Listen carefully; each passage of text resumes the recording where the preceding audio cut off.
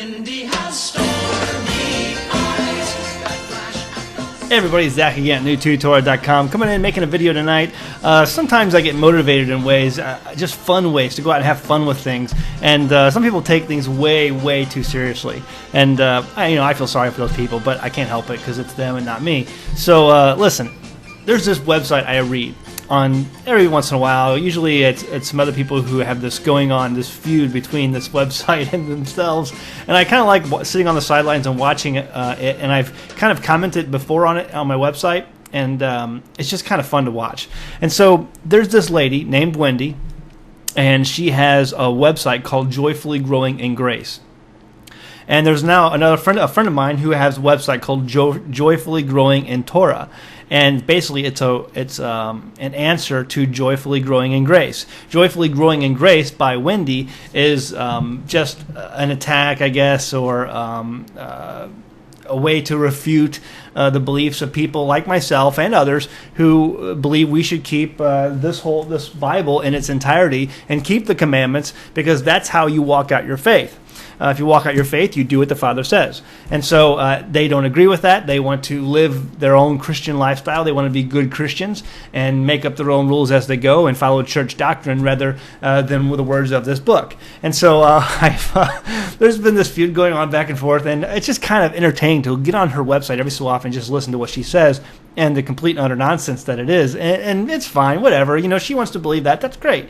But I can refute it, right? I have that opportunity. We live in a free country where I can say, you know what, I disagree, and here's why. So here's why. We're going to talk about this argument that I've been hearing a number of different times lately. I've heard this over and over again, and she makes this argument on her website, and it's when someone says that, we are to keep the feast days, we are to keep the commandments, because it says in these commandments and in these feast days to keep them forever. Throughout all your generations. Throughout your generations, you keep these forever. And they say, well, you can't, the Hebrew definition of forever isn't actually forever. And so I've heard this argument over and over and over again lately, especially. It's just like getting to be the favorite argument. So we're going to learn some Hebrew apologetics here. And I need every one of you to learn how to combat this, because it's utter nonsense. When they tell you, oh, well, the Hebrew meaning for forever isn't actually forever, and that's not what the Father's saying. He's not saying that you should keep these forever. That's not. It's complete and total nonsense. And we're going to talk about that right now. So here we have, let me go to my slides. So this is what Wendy said on her website when someone asked, about keeping, aren't we supposed to keep these feast days forever? And are God's laws given through Moses forever, Wendy says? I tell you what, and she makes this snide remark, why don't you do a bit of research on the Hebraic concept of forever and then get back to me? Okay, so basically she's being snide here, and she's saying, you just do some more research on forever, and then we'll talk. No, okay, well, let's do some research on forever. Let's see what the scriptures say about forever. And this is a common mistake I have seen over and over again. See, here's the deal. You have a number of different ways the scriptures use the word forever and translate it into the English of forever. And here's the three most popular ones. Here's the ones you'll see mostly throughout the Old Testament. There are a couple of others, but this makes up the large majority of all of them. First one is Strong's 5769 Olam. Olam means forever. It means long duration, antiquity, futurity, forever and ever, everlasting, evermore, perpetual, old, ancient world, ancient time, continuous, indefinite, unending future, eternity, perpetual. Not much mistake in that, right? Okay, that means what it means. It says right there, Olam. Now, let's look at the next one that we had on the list. Strong's 5703, Ad. Okay, and you notice that number 2 and number 3 are exactly the same, but they have different Strong's numbers, 5703 and 5704. 5703 reads much like the first one we just went over, Olam. It means perpetuity, forever, continuing future, forever, continuous existence. So basically you have a very close definition of the first one we went through, Olam, Ad Olam, 5703. Now, let's look at the next one. And this is the one that Wendy's most familiar with. It's 5704, Ad. And we look at that definition. And It means as far as, even to, until, up to, while as far as. There's a limit to this. There's an until, during, and to an end, or of a degree, even to the degree of. So there's a limit here. This is not something that's going to last forever. Do you want to guess? Do you want to guess which one is used for the commandments? Which one is used for, say, the feast days? I'll let you guess. It ain't this one. It ain't the one that she thinks it is. Now, it's easy to go to a Strong's and look up forever and say, oh, well, look, this means up until, to a degree. There's an end to it. But if you don't understand the Hebrew, if you don't go back and research the Torah and get a concordance, and sometimes even the concordances can be wrong. But, I mean, here we have a very clear definition of what forever is. And a lot of times when you see the word olam, forever, you will see this word right here, 5704, ad, right before it. So ad olam. So sometimes you see olam just by itself, and then sometimes you see ad olam. Okay, and so when you see the word ad olam, that means there can be a condition here.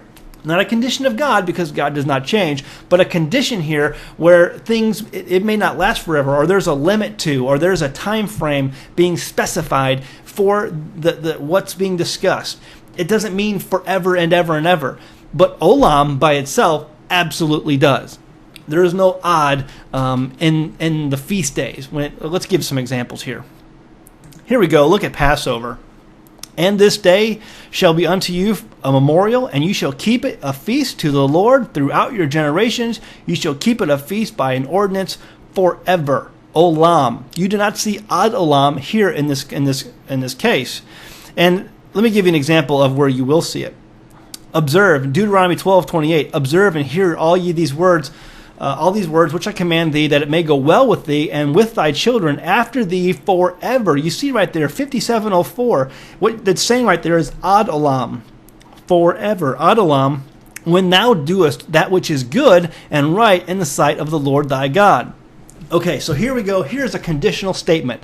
Okay, it says right here, there's going to be a limit to this. Why is there going to be a limit to this? There's a limitation here because as long as you observe and hear these words, which I command thee, it may go well with thee. Okay? But see, here's the deal. If you ignore and you turn from my commandments and you do what you want to do, you're running to the limit. You're getting to the limit of where that going well with you may end, and so there's a limitation here, and that's why you see the word ad olam, because there's a limitation. There's a limitation based on the text. There's a conditional statement here, like in my coding world of programming, an if-else statement. The ad of ad olam is kind of like that if-else statement in programming. So if you do this, then this happens. Or else this happens. And so here's a conditional statement. If you hear and observe, if you observe and hear all my words, which I command you, then it may go well with you. But if you don't, wrong answer. Now you have ad olam that kicks in and limits what he's saying. And it's like that all throughout the scriptures. You see time and time again where this is used. But make no mistakes, Wendy and friends of hers who want to defend her.